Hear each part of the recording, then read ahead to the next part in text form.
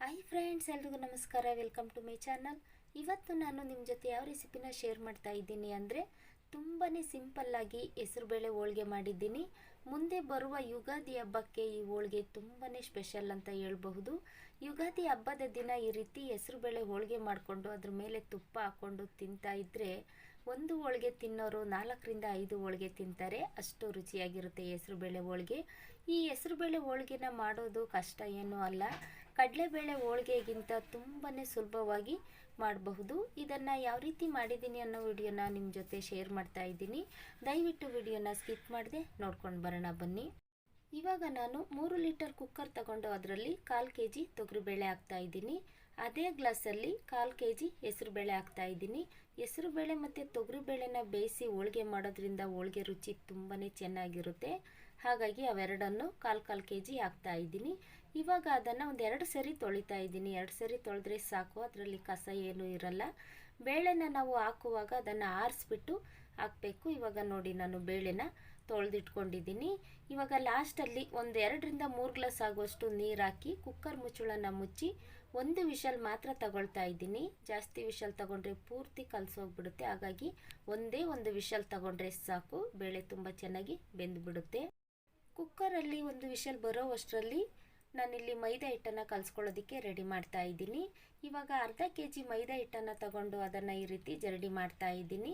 ಇದರಲ್ಲಿ ಕಸ ಕಡ್ಡಿ ಏನಾದರೂ ಇರುತ್ತೆ, ಹಾಗಾಗಿ ಈ ರೀತಿ ಜರಡಿ ಮಾಡ್ಕೊಳ್ಳೇಬೇಕು. ಇವಾಗ ನಾನು ಜರಡಿ ಮಾಡಿಕೊಂಡು ತೋರಿಸ್ತಾ ಇದ್ದೀನಿ ನೋಡಿ, ಅದರಲ್ಲಿ ಏನೂ ಇಲ್ಲ. ಆದ್ರೂ ನಾವು ಈ ರೀತಿ ಒಂದ್ಸರಿ ಜರಡಿ ಮಾಡ್ಕೊಬೇಕು.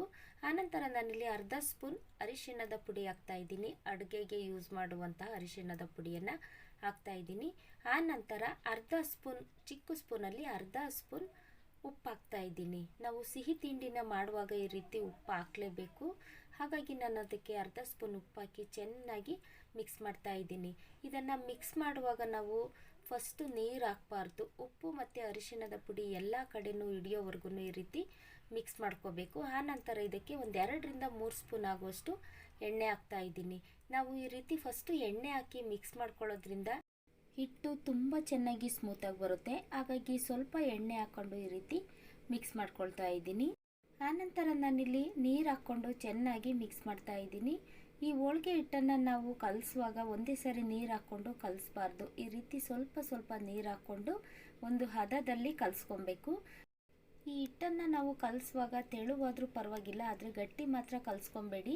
ಗಟ್ಟಿ ಏನಾದರೂ ಕಲಿಸ್ಕೊಂಡು ಅಂದರೆ ಹೋಳಿಗೆ ಅಷ್ಟು ಚೆನ್ನಾಗಿ ಬರೋದಿಲ್ಲ. ಹಾಗಾಗಿ ಹಿಟ್ಟನ್ನು ನಾವು ಕಲಿಸುವಾಗ ಒಂದು ಹದದಲ್ಲಿ ಕಲಿಸ್ಕೊಬೇಕು. ಗಟ್ಟಿನೂ ಇರಬಾರ್ದು, ತೆಳುವೂ ಇರಬಾರ್ದು, ಆ ರೀತಿ ಕಲಿಸ್ಕೊಬೇಕು. ಹಿಟ್ಟು ಮೀಡಿಯಮ್ ಆಗಿ ತೆಳುವಾಗಿದೆ ಅಂದಾಗ ಲಾಸ್ಟಲ್ಲಿ ಈ ರೀತಿ ಎಣ್ಣೆ ಹಾಕ್ಕೊಂಡು ಅದನ್ನು ಚೆನ್ನಾಗಿ ಒತ್ತಿ ಒತ್ತಿ ಕಲಿಸ್ಬೇಕು. ಈ ರೀತಿ ನಾವು ಎಣ್ಣೆ ಹಾಕ್ಕೊಂಡು ಕಲಿಸೋದ್ರಿಂದ ಹಿಟ್ಟು ತುಂಬ ಚೆನ್ನಾಗಿ ಸ್ಮೂತಾಗಿ ಬರುತ್ತೆ. ಇವಾಗ ಫೈನಲ್ಲಾಗಿ ನಾನು ಎಣ್ಣೆ ಹಾಕ್ಕೊಂಡು ಚೆನ್ನಾಗಿ ಮಿಕ್ಸ್ ಮಾಡ್ತಾ ಇದ್ದೀನಿ. ಯಾವ ರೀತಿ ಮಿಕ್ಸ್ ಮಾಡಿದ್ದೀನಿ ಅಂತ ತೋರಿಸ್ತಾ ಇದ್ದೀನಿ ನೋಡಿ. ಈ ರೀತಿ ಮಿಕ್ಸ್ ಮಾಡ್ಕೊಂಡಿದ್ದೀನಿ.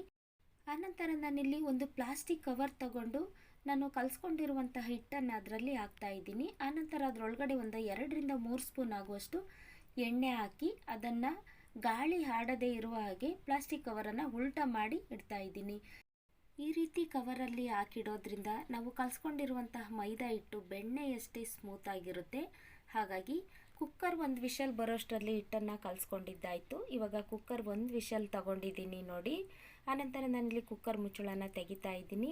ಈ ಬೇಳೆನ 1 ವಿಷಲ್ ತಗೊಂಡ್ರೆ ಸಾಕು. ಜಾಸ್ತಿ ಏನಾದರೂ ನೀವು ತಗೊಂಡು ಅಂದರೆ ಬೇಳೆ ಕೈಗೆ ಸಿಗೋದಿಲ್ಲ, ಪಾಯಸ ಆದಾಗೆ ಆಗಿಬಿಡುತ್ತೆ. ಹಾಗಾಗಿ ನಾನಿಲ್ಲಿ 1 ವಿಷಲ್ ಮಾತ್ರ ತಗೊಂಡಿದ್ದೀನಿ ನೋಡಿ. 1 ವಿಷಲ್ಗೆ ಹೆಸರುಬೇಳೆ ಮತ್ತು ತೊಗರಿಬೇಳೆ ತುಂಬ ಚೆನ್ನಾಗಿ ಬೆಂದಿದೆ. ಇಷ್ಟು ಬೇಯಿಸ್ಕೊಂಡ್ರೆ ಸಾಕು. ಇವಾಗ ಈ ಬೇಳೆ ಜೊತೆಗೆ 3/4 ಸ್ಪೂನ್ ಆಗುವಷ್ಟು ಏಲಕ್ಕಿ ಪುಡಿನ ಹಾಕ್ತಾ ಇದ್ದೀನಿ. ಇದ್ರ ಜೊತೆಗೆ ನೀವು ಒಣ ಶುಂಠಿಯನ್ನು ಸಹ ಹಾಕ್ಬೋದು. ನಾನಿಲ್ಲಿ ಏಲಕ್ಕಿ ಪುಡಿ ಮಾತ್ರ ಹಾಕ್ತಾ ಇದ್ದೀನಿ. ಆನಂತರ 1 ಅಚ್ಚು ಬಿಳಿ ಬೆಲ್ಲನ ಕುಟ್ಟಿ ಹಾಕ್ತಾ ಇದ್ದೀನಿ, ಈ ರೀತಿ ಪುಡಿ ಮಾಡಿಕೊಂಡು. ಆನಂತರ 1 ಗ್ಲಾಸ್ ಸಕ್ಕರೆ ಹಾಕ್ತಾ ಇದ್ದೀನಿ. ಸಕ್ಕರೆ ಮತ್ತು ಬೆಲ್ಲನ ಹಾಕಿ ನಾವು ಹೋಳಿಗೆ ಮಾಡೋದ್ರಿಂದ ಹೋಳಿಗೆ ರುಚಿ ತುಂಬಾ ಚೆನ್ನಾಗಿರುತ್ತೆ. ಅದರಲ್ಲೂ ಹೆಸರುಬೇಳೆ ತೊಗರಿಬೇಳೆ ಹೋಳಿಗೆ ಅಂದರೆ ತುಂಬಾ ರುಚಿಯಾಗಿರುತ್ತೆ. ಹಾಗಾಗಿ ನಾನು ಬೆಲ್ಲ ಮತ್ತು ಸಕ್ಕರೆಯನ್ನು ಹಾಕ್ತಾ ಇದ್ದೀನಿ. ಇವಾಗ ನಾನಿಲ್ಲಿ ಬೇಳೆನ ಮಿಕ್ಸಿಯಿಂದ ರುಬ್ತಾ ಇಲ್ಲ, ಖಾರ ರುಬ್ಬುವಂತಹ ಕಲ್ಲಿಂದ ರುಬ್ತಾ ಇದ್ದೀನಿ. ನಾವು ಹೋಳಿಗೆ ಮಾಡುವಾಗ ಈ ರೀತಿ ಕಲ್ಲಿಂದ ರುಬ್ಬಿ ಹೋಳಿಗೆ ಮಾಡೋದ್ರಿಂದ ಹೋಳಿಗೆ ರುಚಿ ತುಂಬಾ ಚೆನ್ನಾಗಿರುತ್ತೆ. ಅದರಲ್ಲೂ ಮಿಕ್ಸಿಯಲ್ಲಿ ಹಾಕಿದರೆ ಬೇಳೆ ನೈಸ್ ಆಗೋದಿಲ್ಲ, ಒಂದೊಂದು ಹಾಗೆ ಇರುತ್ತೆ. ಹೋಳಿಗೆ ಮಾಡಿದಾಗ ಅದು ತಿನ್ನೋದಕ್ಕೆ ಚೆನ್ನಾಗಿರೋದಿಲ್ಲ. ಹಾಗಾಗಿ ನಾನು ಕಲ್ಲಿಂದ ರುಬ್ತಾ ಇದ್ದೀನಿ.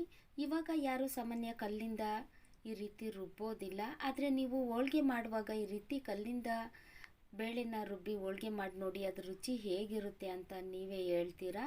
ಇವಾಗ ನಾನು ಅದನ್ನು 2 ಸರಿ ಹಾಕ್ತಾ ಇದ್ದೀನಿ. ಒಂದೇ ಸರಿ ಹಾಕ್ಕೊಂಡು ರುಬ್ಬಿದರೆ ಜಾಸ್ತಿ ಆಗುತ್ತೆ, ಹಾಗಾಗಿ ನಾನು 2 ಸರಿ ಹಾಕ್ಕೊಂಡು ರುಬ್ತಾ ಇದ್ದೀನಿ. ಮೊದಲನೇ ಸರಿ ಹಾಕ್ಕೊಂಡಿರೋದನ್ನು ನೈಸಾಗಿ ರುಬ್ಬಿದ್ದೀನಿ ನೋಡಿ. ನಾವು ಈ ಬೇಳೆನೇನಾದರೂ ಮಿಕ್ಸಿಯಲ್ಲಿ ಹಾಕಿದರೆ ಯಾವುದೇ ಕಾರಣಕ್ಕೂ ಈ ರೀತಿ ನೈಸಾಗಿ ರುಬ್ಕೊಳ್ಳೋದಕ್ಕೆ ಆಗೋದಿಲ್ಲ.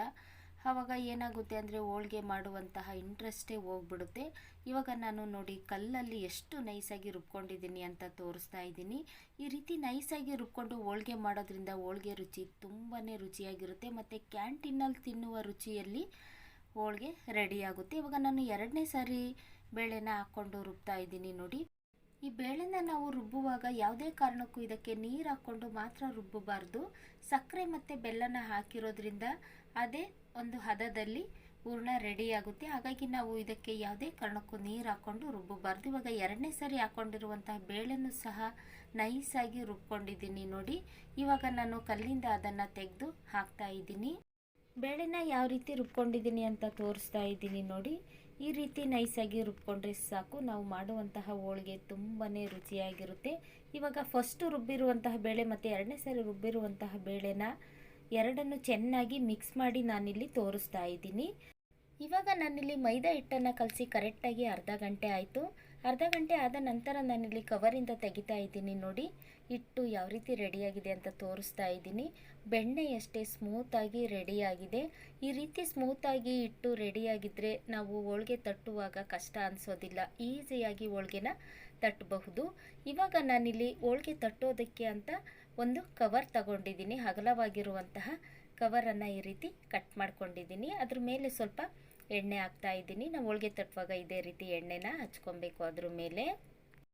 ಇವಾಗ ನಾನಿಲ್ಲಿ ನನ್ನ ಕೈಯಲ್ಲಿ ಒಂದು ಉಂಡೆ ಹಿಟ್ಟನ್ನು ತಗೊಂಡಿದ್ದೀನಿ. ಜಾಸ್ತಿ ದಪ್ಪನೂ ತಗೊಂಡಿಲ್ಲ, ಸ್ವಲ್ಪನೂ ತಗೊಂಡಿಲ್ಲ, ಒಂದು ಮೀಡಿಯಮ್ ಆಗಿ ಉಂಡೆ ಮಾಡ್ಕೊಂಡಿದ್ದೀನಿ.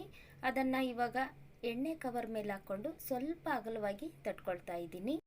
ಆನಂತರ ರುಬ್ಬಿಟ್ಕೊಂಡಿರುವಂತಹ ಬೇಳೆಗೆ ನಾವು ಹೂರಣ ಅಂತ ಹೇಳ್ತೀವಿ. ಅದನ್ನು ನನ್ನ ಕೈಯಲ್ಲಿ ಒಂದು ಇಡಿಯಾಗಿ ತಗೊಂಡಿದ್ದೀನಿ. ಮೈದಾನ ಯಾವ ದಪ್ಪದಲ್ಲಿ ತಗೊಂಡಿದ್ದೆ ಅದೇ ದಪ್ಪದಲ್ಲಿ ಹೂರಣನ ತಗೊಂಡಿದ್ದೀನಿ. ಹೂರಣ ಯಾವ ರೀತಿ ಸ್ಮೂತಾಗಿದೆ ಅಂತ ತೋರಿಸ್ತಾ ಇದ್ದೀನಿ ನೋಡಿ.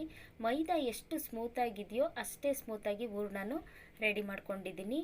ಇವಾಗ ಮೈದಾದ ಮೇಲೆ ಹೂರಣನ ಇಟ್ಟು ಸುತ್ತ ಇರುವಂತಹ ಮೈದಾನ ನಾನು ಒಂದೇ ಕಡೆ ಅಂದರೆ ಮಧ್ಯದಲ್ಲಿ ಸೇರಿಸಿ ಈ ರೀತಿ ತಟ್ತಾ ಇದ್ದೀನಿ. ಇದನ್ನು ನೀವು 2 ರೀತಿಯಲ್ಲೂ ಸಹ ತಟ್ಕೊಬಹುದು. ನಾನಿಲ್ಲಿ ಮೊದಲು ಕೈಯಿಂದ ತಟ್ಟಿ ತೋರಿಸ್ತಾ ಇದ್ದೀನಿ ನೋಡಿ. ನಾವು ಗಟ್ಟಿಯಾಗಿ ತಟ್ಟೋದೇನು ಬೇಡ, ಈ ರೀತಿ ಮೇಲೆ ಮೇಲೆ ಕೈ ಒತ್ತಿದ್ರೆ ಸಾಕು. ನಮಗೆ ಎಷ್ಟು ಅಗಲವಾಗಿ ಬೇಕಾದ್ರೂ ನಾವು ಹೋಳಿಗೆನ ತಟ್ಕೊಬಹುದು. ಇವಾಗ ನಾನಿಲ್ಲಿ ಹೋಳಿಗೆನ ಎಷ್ಟು ಅಗಲವಾಗಿ ತಟ್ಟಿದ್ದೀನಿ ಮತ್ತು ಎಷ್ಟು ತೆಳುವಾಗಿ ತಟ್ಟಿದ್ದೀನಿ ಅಂತ ನಾನಿಲ್ಲಿ ತೋರಿಸ್ತಾ ಇದ್ದೀನಿ ನೋಡಿ. ಈ ರೀತಿ ತೆಳುವಾಗಿ ತಟ್ಕೊಂಡಿದ್ದೀನಿ. ಇನ್ನೊಂದು ರೀತಿಯಲ್ಲಿ ಸುಲಭವಾಗಿ ಯಾವ ರೀತಿ ತಟ್ಟೋದು ಅಂತ ತೋರಿಸ್ತಾ ಇದ್ದೀನಿ ನೋಡಿ.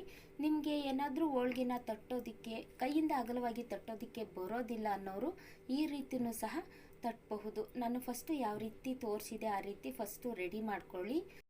ಆನಂತರ ಈ ಹಿಟ್ಟಿನ ಮೇಲೆ ಸ್ವಲ್ಪ ಎಣ್ಣೆ ಹಾಕ್ಕೊಂಡು ಈ ರೀತಿ ಸ್ವಲ್ಪ ಅಗಲವಾಗಿ ತಟ್ಕೊಳ್ಳಿ. ಕೈಯಿಂದ ತಟ್ಟೋದಕ್ಕೆ ಬರೋದಿಲ್ಲ ಅನ್ನೋರು ಈ ರೀತಿನೂ ಹೋಳಿಗೆನ ತಟ್ಟಬಹುದು. ಇವಾಗ ಅದ್ರ ಮೇಲೆ ಒಂದು ಪ್ಲಾಸ್ಟಿಕ್ ಕವರನ್ನು ಹಾಕ್ತಾ ಇದ್ದೀನಿ. ನಾನು ಕೆಳಗಡೆ ಯಾವ ರೀತಿ ಪ್ಲಾಸ್ಟಿಕ್ ಕವರ್ ಹಾಕಿದ್ದೆ ಅದೇ ರೀತಿ ಮೇಲೆ ಒಂದು ಕವರ್ ಹಾಕಿ ಸುಲಭವಾಗಿ ಈ ರೀತಿ ಎಳಿತಾ ಇದ್ದೀನಿ ನೋಡಿ. ಈ ರೀತಿ ಹೋಳಿಗೆ ಮಾಡಿದ್ರಂತೂ ನಾವು ಪೇಪರ್ ಅಷ್ಟೇ ತೆಳುವಾಗಿ ಹೋಳಿಗೆನ ಮಾಡ್ಕೊಬಹುದು ಮತ್ತು ತಿನ್ನೋದಕ್ಕೂ ಅಷ್ಟೇ ರುಚಿಯಾಗಿರುತ್ತೆ. ಕ್ಯಾಂಟೀನಲ್ಲಿ ಸಿಗೋ ಥರ ಹೋಳಿಗೆನ ನಾವು ಮನೆಯಲ್ಲೇ ರೆಡಿ ಮಾಡ್ಕೊಬಹುದು ಈ ರೀತಿ ಮಾಡಿದರೆ. ಇವಾಗ ಎಷ್ಟು ತೆಳುವಾಗಿ ಮಾಡಿದ್ದೀನಿ ಅಂತ ತೋರಿಸ್ತಾ ಇದ್ದೀನಿ ನೋಡಿ. ಪೇಪರ್ ಅಷ್ಟೇ ತೆಳುವಾಗಿ ಮಾಡಿದ್ದೀನಿ. ಇಷ್ಟು ತೆಳುವಾಗಿದ್ದರೂ ಕೂಡ ಸ್ವಲ್ಪನೂ ಹರಿಯೋದಿಲ್ಲ, ಅಷ್ಟು ಸ್ಮೂತಾಗಿ ರೆಡಿಯಾಗಿದೆ. ಇವಾಗ ನಾನಿಲ್ಲಿ ಹೋಳಿಗೆ ಬೇಯಿಸೋದಕ್ಕೆ ಅಂತ ಸ್ಟವ್ ಮೇಲೆ ಒಂದು ದೋಸೆ ತವನ ಇಟ್ಕೊಂಡು ಅದ್ರ ಮೇಲೆ ಸ್ವಲ್ಪ ಎಣ್ಣೆ ಹಾಕ್ತಾ ಇದ್ದೀನಿ. ನಿಮಗೆ ಎಣ್ಣೆ ಬೇಡ ಅಂದರೆ ನೀವು ತುಪ್ಪನೂ ಸಹ ಹಾಕ್ಕೊಂಡು ಹೋಳಿಗೆನ ಬೇಯಿಸ್ಬೋದು. ಇವಾಗ ನಾನು ಕೈಯಲ್ಲಿ ತಟ್ಟಿರುವಂತಹ ಹೋಳಿಗೆನ ಬೇಯಿಸ್ತಾ ಇದ್ದೀನಿ. ಅದರ ಮೇಲೆ ಮತ್ತು ಕೆಳಗಡೆ ಎರಡೂ ಕಡೆನೂ ಎಣ್ಣೆ ಹಾಕಿ ಈ ರೀತಿ ಬೇಯಿಸ್ಕೊಳ್ತಾ ಇದ್ದೀನಿ. ನೋಡಿ, ಹೋಳಿಗೆ ಎಲ್ಲೂ ಸ್ವಲ್ಪನೂ ಓಪನ್ ಆಗಿಲ್ಲ, ಅಷ್ಟು ಸೂಪರಾಗಿ ಹೋಳಿಗೆ ರೆಡಿಯಾಗಿದೆ. ಇವಾಗ ನಾನಿಲ್ಲಿ ಎರಡನೇ ಸರಿ ತೆಳುವಾಗಿ ಮಾಡ್ಕೊಂಡಿರುವಂತಹ ಹೋಳಿಗೆನ ಬೇಯಿಸ್ಕೊಳ್ತಾ ಇದ್ದೀನಿ. ಆ ಹೋಳಿಗೆನೂ ಸಹ ಸೂಪರಾಗಿ ರೆಡಿ ಆಗ್ತಾ ಇದೆ. ಯಾರೆಲ್ಲ ನನಗೆ ಹೋಳಿಗೆ ಮಾಡೋದಕ್ಕೆ ಬರೋದಿಲ್ಲ ಅಂತ ಹೇಳ್ತೀರಾ ಅಂಥವರು ಈ ರೀತಿ ಟ್ರೈ ಮಾಡಿ ನೋಡಿ. ಖಂಡಿತ ನೀವು ಹೋಳಿಗೆ ಮಾಡೋದನ್ನು ಕಲ್ತ್ಕೋತೀರಾ. ಇನ್ನೊಂದು ಸಾರಿ ನನಗೆ ಹೋಳಿಗೆ ಮಾಡೋದಕ್ಕೆ ಬರೋದಿಲ್ಲ ಅನ್ನೋ ಮಾತೇ ಬರೋದಿಲ್ಲ, ಅಷ್ಟು ಸೂಪರಾಗಿ ಹೋಳಿಗೆ ಮಾಡೋದನ್ನು ಕಲ್ತ್ಕೋತೀರಾ. ಇವಾಗ ನಾನು ಅಷ್ಟು ಹೋಳಿಗೆನ ಬೇಯಿಸ್ಕೊಂಡು ನಿಮಗೆ ತೋರಿಸ್ತಾ ಇದ್ದೀನಿ. ನೋಡಿ, ಹೆಸರುಬೇಳೆ ತೊಗರಿಬೇಳೆಯಿಂದ ಮಾಡಿರುವಂತಹ ಹೋಳಿಗೆ ಸೂಪರಾಗಿ ರೆಡಿಯಾಗಿದೆ. ಈ ಥರ ರುಚಿ ರುಚಿಯಾಗಿರುವಂತಹ ಹೋಳಿಗೆನ ನಾವು ಹಬ್ಬಗಳಲ್ಲೇನಾದರೂ ಮಾಡಿದರೆ ಮನೆಯವರೆಲ್ಲರೂ ತುಂಬ ಖುಷಿಯಿಂದ ಹೊಟ್ಟೆ ತುಂಬ ತಿಂದು ಖಾಲಿ ಮಾಡಿಬಿಡ್ತಾರೆ, ಅಷ್ಟು ರುಚಿಯಾಗಿರುತ್ತೆ ಹೆಸರುಬೇಳೆ ಮತ್ತು ತೊಗರಿಬೇಳೆಯಿಂದ ಮಾಡಿರುವಂತಹ ಹೋಳಿಗೆ. ನೀವು ನಿಮ್ಮ ಮನೆಯಲ್ಲಿ ಈ ರೀತಿ ಹೋಳಿಗೆನ ಯುಗಾದಿ ಹಬ್ಬದಲ್ಲಿ ಟ್ರೈ ಮಾಡಿ ನೋಡಿ. ಖಂಡಿತ ನಿಮ್ಮ ಮನೆಯವರೆಲ್ಲರೂ ಇಷ್ಟಪಟ್ಟು ತಿಂತಾರೆ. ಯಾರೆಲ್ಲ ಹೊಸದಾಗಿ ನನ್ನ ಚಾನಲ್ನ ನೋಡ್ತಾ ಇದ್ದೀರಾ, ದಯವಿಟ್ಟು ಸಬ್ಸ್ಕ್ರೈಬ್ ಮಾಡಿಕೊಂಡು ವಿಡಿಯೋ ನೋಡಿ.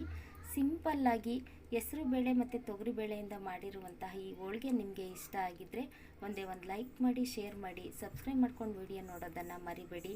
ಮತ್ತು ನಿಮ್ಮವರಿಗೂ ಕೂಡ ಈ ವಿಡಿಯೋನ ಶೇರ್ ಮಾಡೋದನ್ನು ಮರಿಬೇಡಿ. Thank you.